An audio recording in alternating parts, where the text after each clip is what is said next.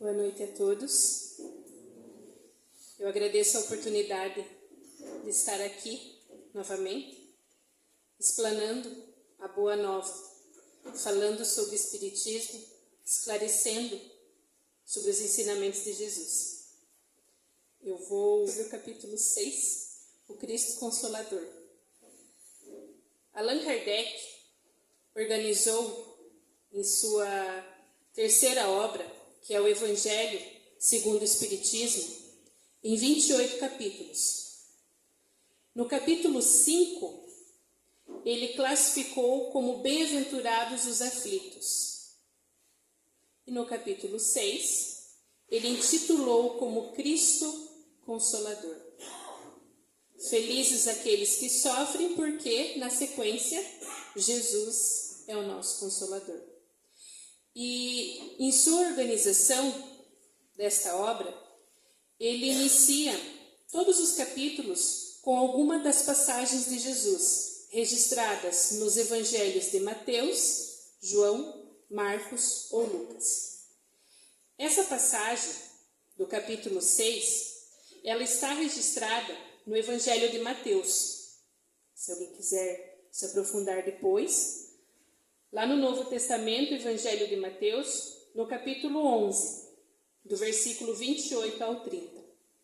E após essa passagem registrada pelo evangelista Mateus, Allan Kardec nos traz alguns esclarecimentos.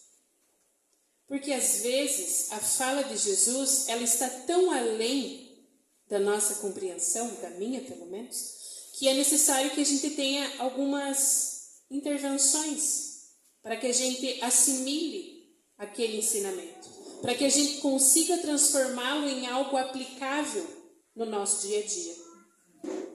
E lá no Evangelho de Mateus está escrito que Jesus disse o seguinte: Vinde a mim, todos vós que estáis aflitos e sobrecarregados, que eu vos aliviarei. Tomai sobre vós o meu jugo, e aprendei comigo, que sou brando e humilde de coração, e achareis repouso para vossas almas, pois é suave o meu jugo e leve o meu fardo. Bom, primeiramente, ninguém como Jesus espalhou na terra tanta alegria, tanta fortaleza e ânimo. O paraíso já estaria na terra se nós não sofrêssemos, se nós não tivéssemos que passar por sofrimentos, se nós não tivéssemos razões para chorar. Considerando assim, Jesus, que era o mestre da confiança e do otimismo, ele sempre chamava até ele todos aqueles que estivessem cansados e oprimidos. Ele não amaldiçoou os tristes, ele convocou a consolação. Cristo chama até eles todas as pessoas que sofrem. Mas quem sofre? Quem são as pessoas que sofrem nesse planeta? No nosso país, no nosso estado? Quem são as pessoas que sofrem? Bom, eu diria que todos nós, habitando este mundo classificado como mundo terra de provas e expiações, evoluindo rumo ao planeta da regeneração, todos nós aqui sofremos, por algum motivo ou outro. Sofremos por quê? Porque somos imperfeitos. Sofremos pelas nossas imperfeições. Tomamos decisões erradas, atitudes erradas e depois vêm as consequências que nos fazem sofrer. Quanto mais avançamos na nossa evolução, menos sofreremos. Mas ainda estamos aqui, criaturas imperfeitas. Muitas vezes acabamos magoando aqueles que mais amamos. Muitas vezes acabamos ofendendo aqueles que não gostaríamos de ofender. E assim seguimos no nosso dia a dia, não sabendo lidar com certas situações, não sabendo contornar. E Charles Chaplin tem um poema que diz assim: a vida é muito para ser insignificante. E eu gostaria de lê-lo para vocês, para alguns relembrarem, para outros até mesmo conhecerem. Então ele diz assim: já perdoei erros quase imperdoáveis. Tentei substituir pessoas insubstituíveis e esquecer pessoas inesquecíveis. Já fiz coisas por impulso. Já me decepcionei com as pessoas quando nunca pensei me decepcionar. Mas também decepcionei alguém. Já abracei para proteger, já dei risada quando não podia, fiz amigos eternos. Amei e fui amado, mas também já fui rejeitado. Fui amado e não amei. Já gritei e pulei de tanta felicidade, já vivi de amor e fiz juras eternas. Quebrei a cara muitas vezes, já chorei ouvindo música e vendo foto. Já liguei só para escutar a voz. Me apaixonei por um sorriso. Já pensei que fosse morrer de tanta saudade. E tive medo de perder alguém. E acabei perdendo. Mas vivi e ainda vivo. Não passo pela vida e você também não deveria passar. Viva! Bom mesmo é ir à luta com determinação, abraçar a vida com paixão, perder com classe e vencer com ousadia. O mundo pertence a quem se atreve e a vida é muito para ser insignificante. Eu gosto muito desse poema, porque ele traz retratos da nossa vida. Charles Chaplin estava escrevendo sobre ele, mas ele se enquadra dentro das escolhas que a gente faz. E a gente se decepciona, e a gente espera, e a gente cria expectativa, a gente também decepciona. Às vezes tem dificuldade para lidar com situações que acontecem que a gente não esperava justo daquela pessoa. Mas isso faz parte do nosso crescimento. E isso também faz parte do nosso sofrimento. Porque a gente cria expectativa sobre nós, sobre as pessoas, e às vezes a gente se decepciona porque não condizia com a expectativa gerada. Só que quem cria expectativa somos nós. Vocês podem ter uma expectativa sobre mim. E lá fora se decepcionarem com algum erro que eu venha cometer. Isso faz parte da nossa vida. A gente está sempre em constante criação de expectativa ou esperando que alguém seja conforme a gente imagina que seja. Às vezes a gente pensa que é como a gente imagina. Mas é necessário uma avaliação, a nossa avaliação íntima, para a gente de fato se conhecer. Será que eu sou realmente quem eu penso que sou? Será que aquilo que eu pretendo fazer é o que eu consigo fazer, aquilo que eu desejo? Ou será que ainda existe um abismo entre aquilo que eu desejo fazer e aquilo que eu consigo fazer? Porque o autoconhecimento ele também é necessário na nossa evolução. E assim a gente vai caminhando, dia por dia, passo por passo. Algumas lições a gente aprende mais rápido, outras a gente demora um pouco mais. Mas isso é uma particularidade de cada um. O que importa é a gente não parar. Se decepcionando alguns dias mais, outros menos, aprendendo alguns dias mais, outros nem tanto. Mas se a gente estiver aberto, todos os dias, todos os momentos, a vida nos apresenta uma oportunidade de aprendizado. A gente precisa ter olhos de ver e ouvidos de ouvir. Uma mente aberta e a gente está aprendendo todos os dias. A conviver, a aceitar, a se perdoar, que também é importante. Bom, então, sabendo que todos nós que habitamos esse mundo sofremos em algum determinado momento, Jesus nos chama até Ele, dizendo que nos aliviará. Vai tirar os nossos obstáculos? Vai vir aqui pegar os meus sofrimentos e tirá-los de mim? Não é isso que está escrito. O que está escrito é que Ele vai aliviar. E o que é aliviar? Aliviar, tornar leve, acalmar, tranquilizar, abrandar, suavizar. Acabar é quando já está concluído, quando já está terminado, completo. Jesus vem para nos ajudar aliviando nossas dores. No entanto, elas só irão acabar quando a gente cessar a causa dos nossos sofrimentos.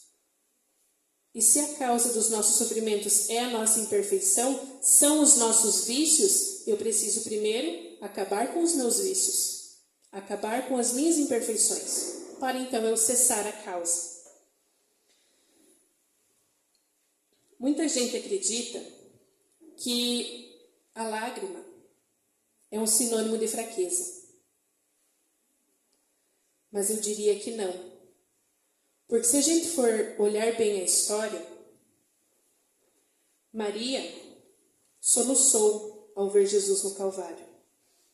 Simão Pedro lastimou-se depois da negação.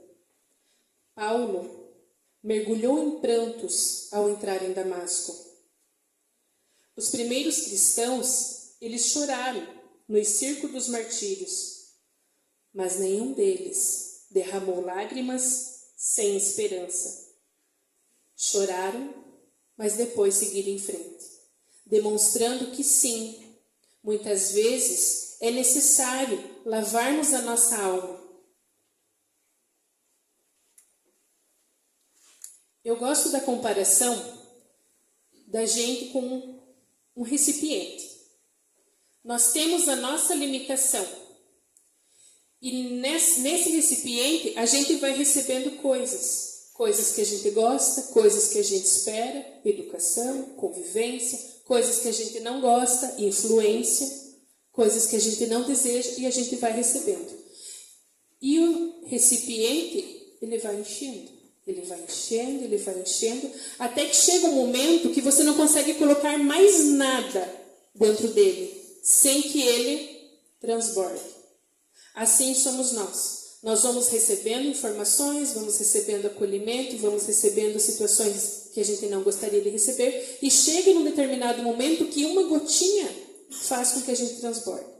O gatilho, como a gente diz. Mas é necessário transbordar para que abra mais espaço nesse recipiente para receber coisas novas.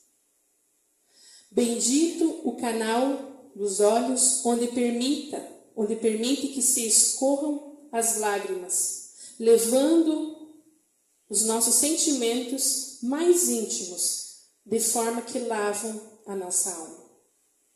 Às vezes, a gente não quer falar. A gente só quer chorar. Porque também é uma forma de pôr para fora aquilo que está lá dentro, lá no nosso íntimo. Aquelas situações que só a gente sabe. A gente e Deus. Que ninguém mais sabe. Aquelas batalhas íntimas que a gente trava. Aquelas dificuldades, aqueles desafios que ninguém conhece. Bendito o canal que permite com que as lágrimas extravasem os nossos mais sinceros sentimentos.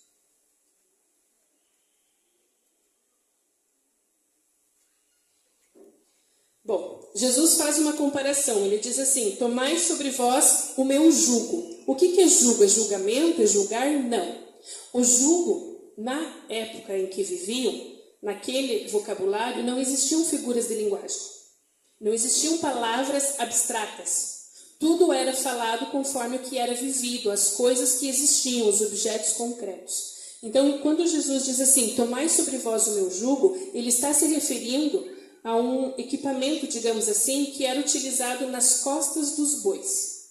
Haviam 2 bois, aí vinha aquela ferramenta, aquele equipamento que vinha do pescoço de um boi até o outro, onde puxava o peso, a carruagem, digamos assim, a carroça ou o arado. Então, o jugo é aquela peça que vai ali, onde o boi consegue puxar o seu fardo.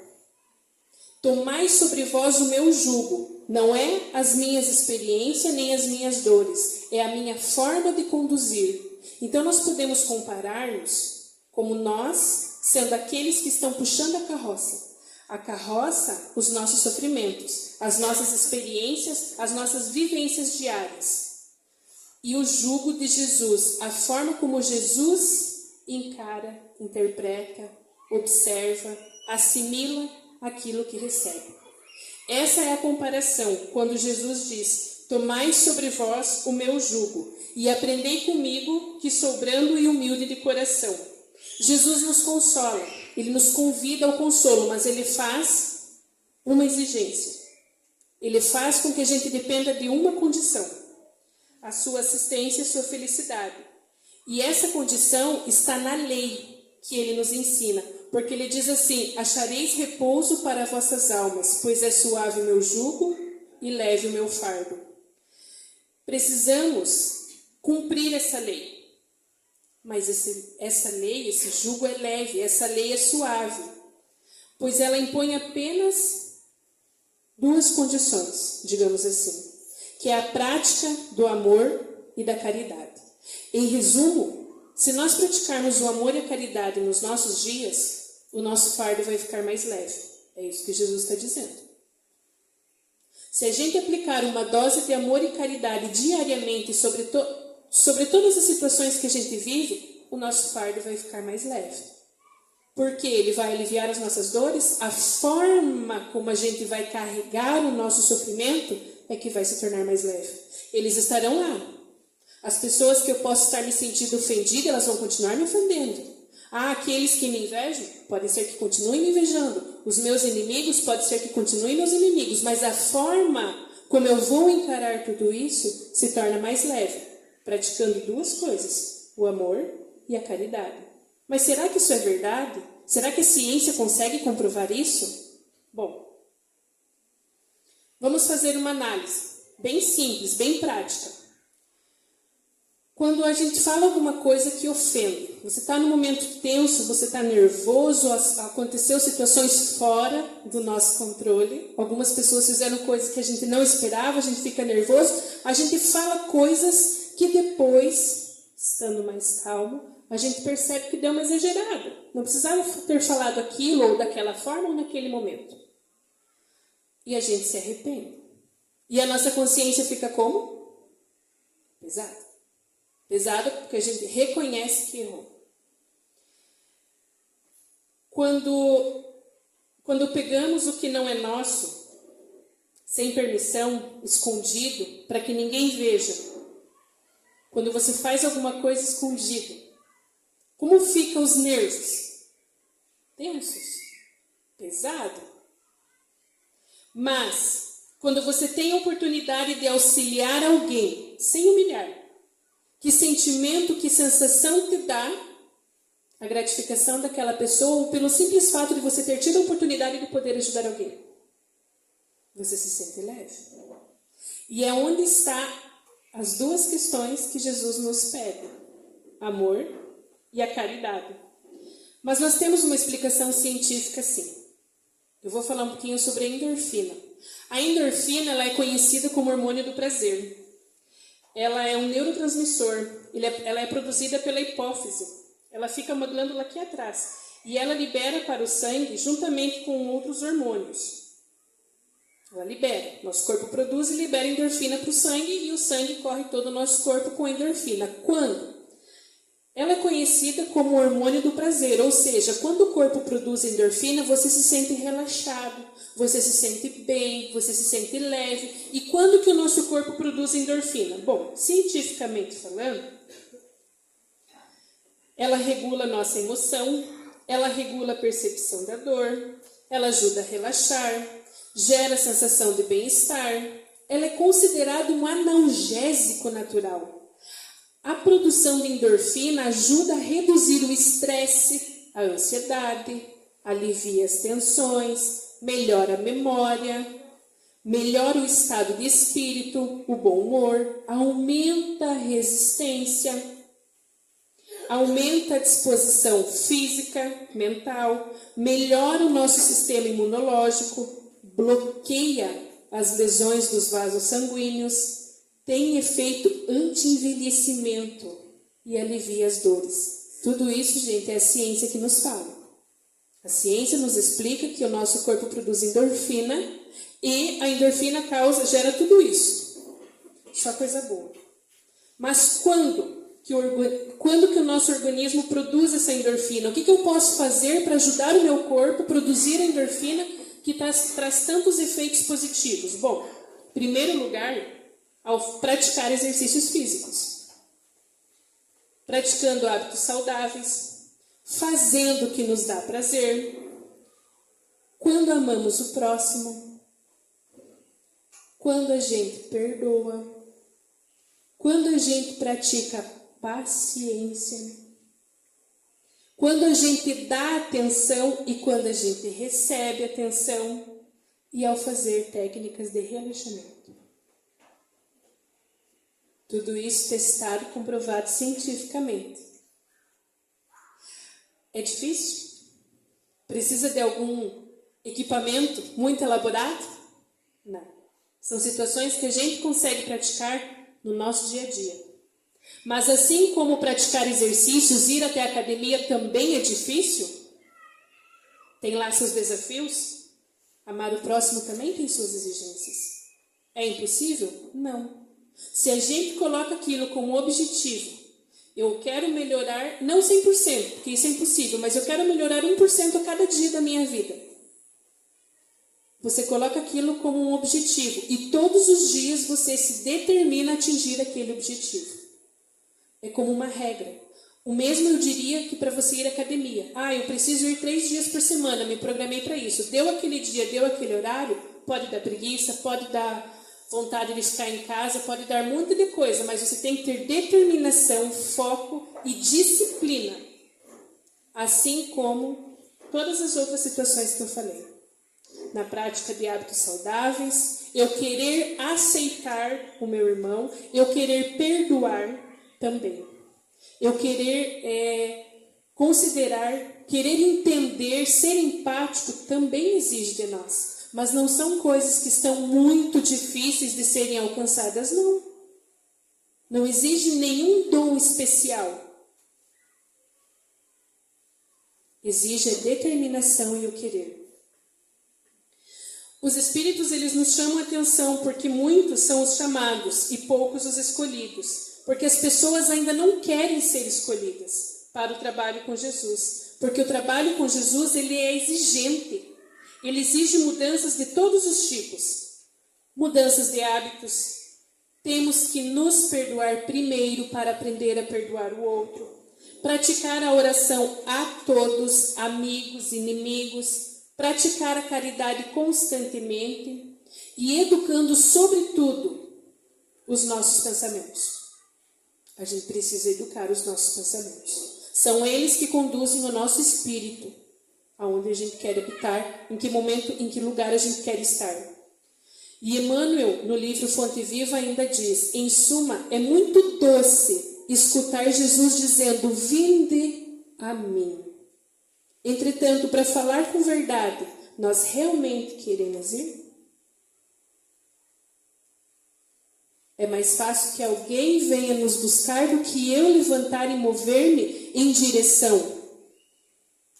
Jesus também disse, está registrado no Evangelho de Mateus, se me amardes, observareis os meus mandamentos, e eu rogarei ao Pai, e Ele vos dará outro Consolador, a fim de que esteja convosco para sempre.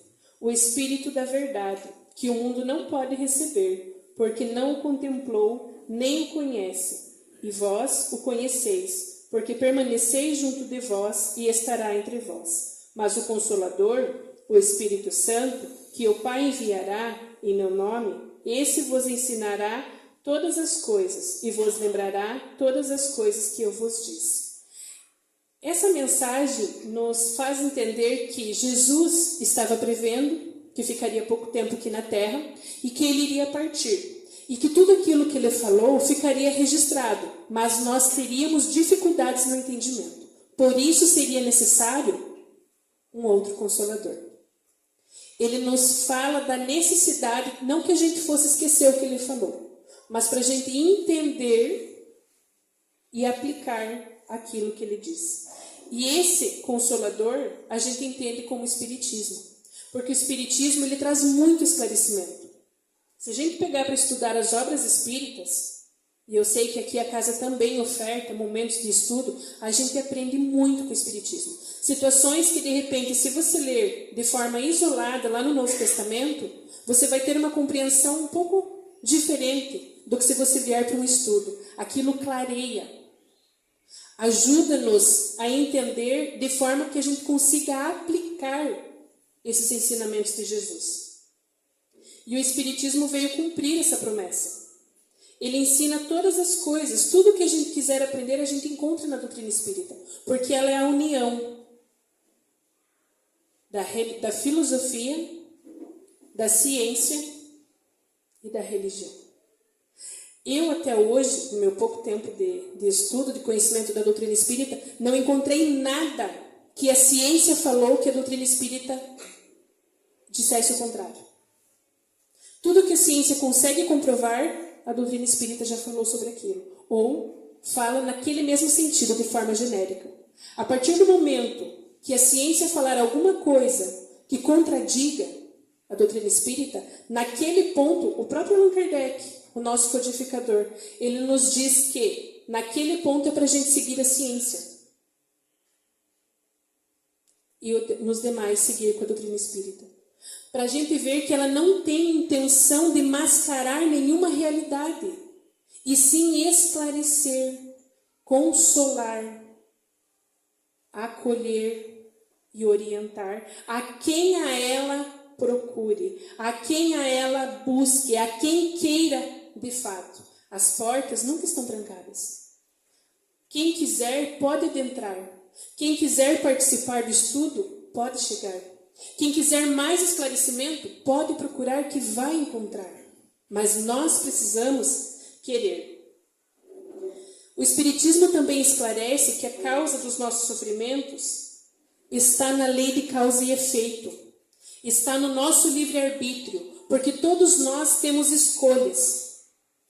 Antes de nós reencarnarmos aqui no planeta Terra, nós fizemos um planejamento. Essa minha vida, essa minha existência, que eu vou passar no planeta Terra, que eu vou nascer lá no século XX, vou viver até tal idade, a gente planeja isso, junto com a espiritualidade. Vou nascer naquela época, que tem uma cultura dessa forma, que vai ter certas influências, que vou ter facilidade ou dificuldade aos estudos, à cultura, às artes. Isso vai me facilitar para desenvolver essa virtude ou essa virtude. Vou reencarnar próximo àquela pessoa que eu preciso fazer as pazes, porque lá, na minha última existência, eu não me dei tão bem com ela, então eu vou ter a oportunidade de nascer perto dela, ou como meu pai, ou como meu filho. Tudo isso a gente programa e a gente reencarna aqui. E não lembra, por quê? Livre-arbítrio. Você fez o planejamento. Quem sabe do nosso planejamento? O nosso mentor, que nos acompanha desde o momento da nossa concepção e continua nos acompanhando após o nosso desencarne. Ele sabe do nosso planejamento. A gente mais ou menos sabe o que quer ou o que não quer da vida, que caminho, que oportunidade aproveitar ou não. Mas a gente ainda tem o livre-arbítrio de escolher. Sempre há, no mínimo, 2 opções de escolha. Ah, mas eu só tenho uma. Ainda assim, você tem fazer ou não fazer. E esse livre-arbítrio que nos é dado, ele vem com a condição de que, como a ciência diz, toda causa tem um efeito. É ação e reação. Ah, mas a pessoa que eu conheci, ela tinha um vício, ela fumou a vida inteira e não teve nenhuma consequência. Nessa existência, nada fica impune no universo. A justiça humana, ela pode ser muito falha, mas a justiça divina não. E ainda assim, com todos os erros que a gente comete, porque se hoje já nós somos pessoas imperfeitas, imagine quanto mais atrás. Ainda assim, Deus, junto com essa lei de causa e efeito, ele tem uma grande dose de amor. Porque o nosso Deus, que a doutrina espírita nos esclarece, ele não é um Deus cruel e vingativo. Ele é um Deus de justiça e misericórdia. E não foi ele que fez as nossas escolhas. Nós é que fizemos. Nós é que aceitamos. Nós é que escolhemos determinados caminhos. E conforme a nossa experiência, a gente vai ficando mais sábio ao tomar decisões. Mas ainda a gente tem as consequências das existências anteriores. E não é só por doença que a gente repara o mal que a gente fez, ou para o outro ou para nós mesmos. Eu posso abrandar muito a minha pena fazendo bem, praticando amor e caridade.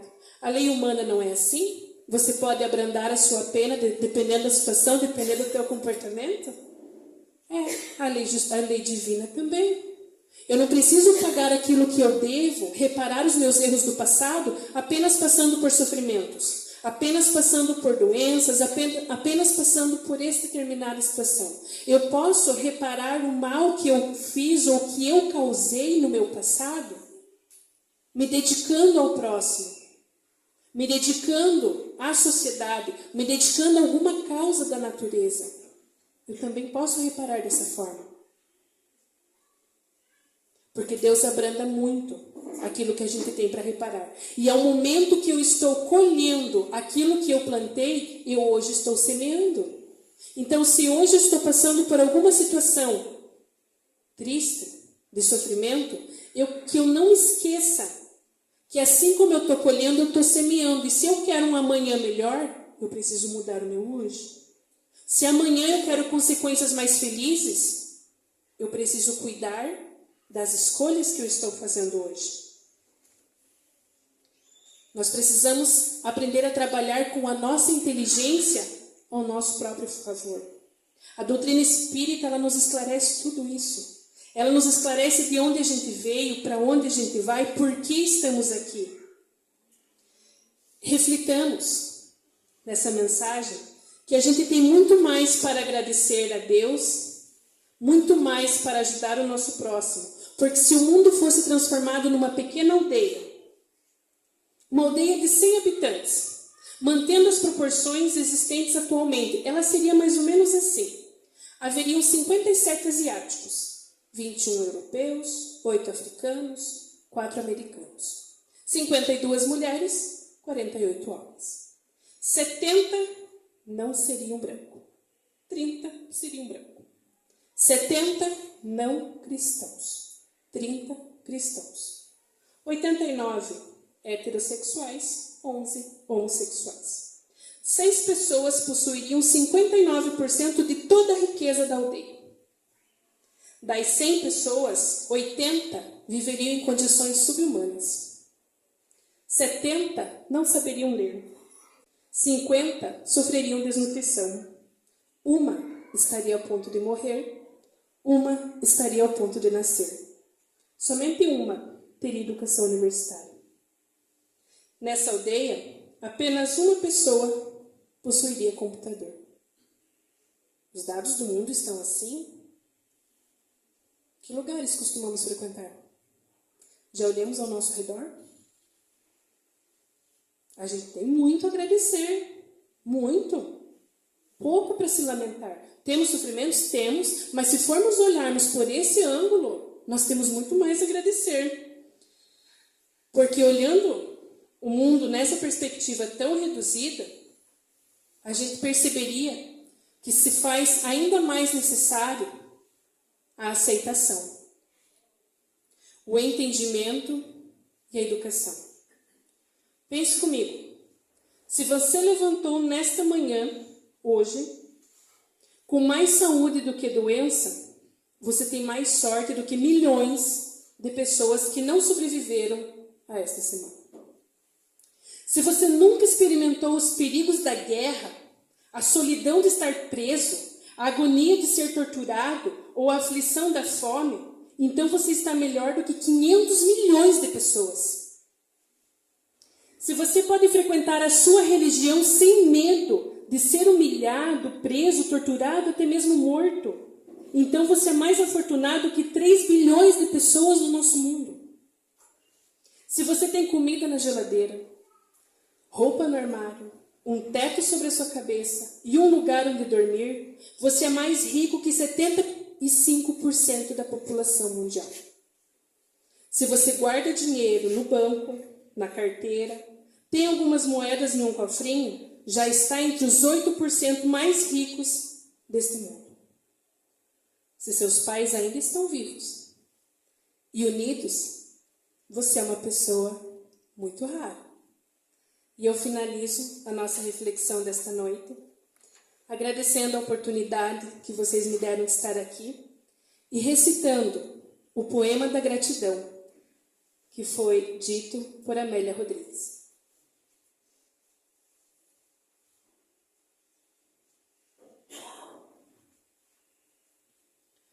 Senhor Jesus, muito obrigada pelo ar que nos dás, pelo pão que nos destes, pela roupa que nos vestes, pela alegria que possuímos, por tudo de que nos nutrimos. Muito obrigada pela beleza da paisagem, pelas aves que voam no céu de anil, pelas tuas dádivas mil.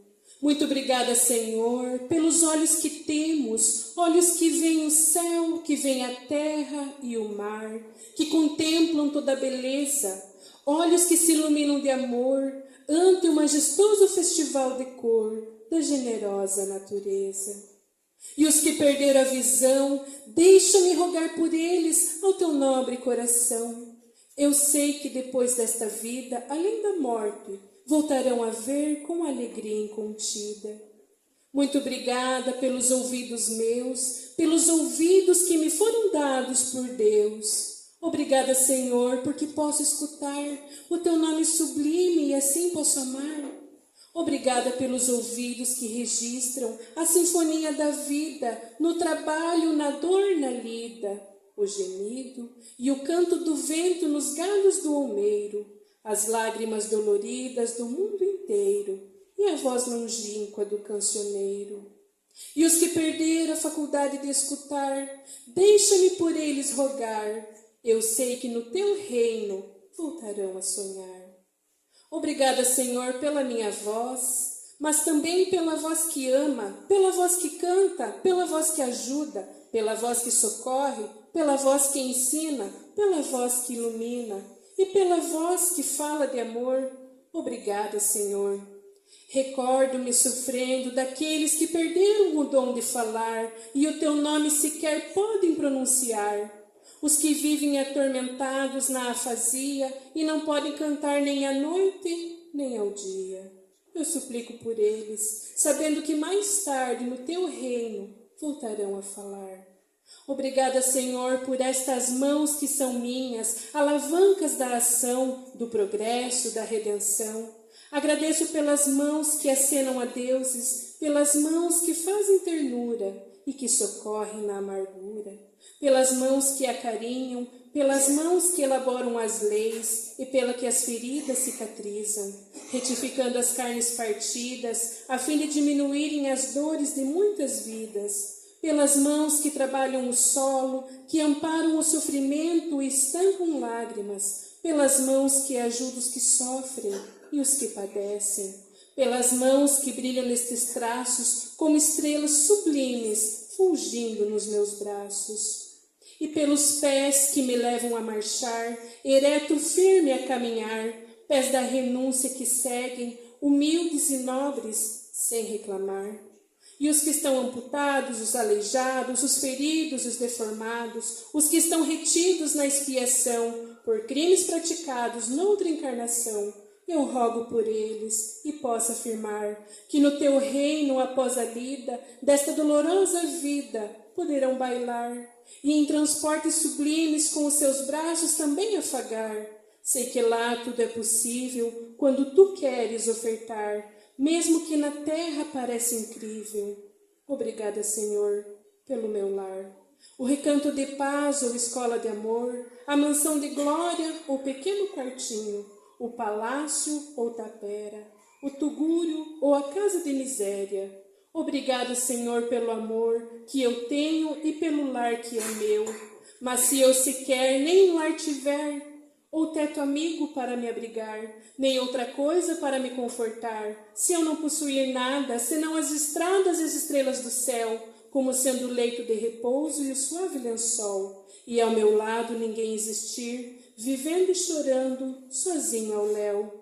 Sem um alguém para me consolar, direi e cantarei ainda, obrigada, Senhor, porque eu te amo, e sei que me amas, porque me destes a vida, jovial, alegre, por teu amor favorecida.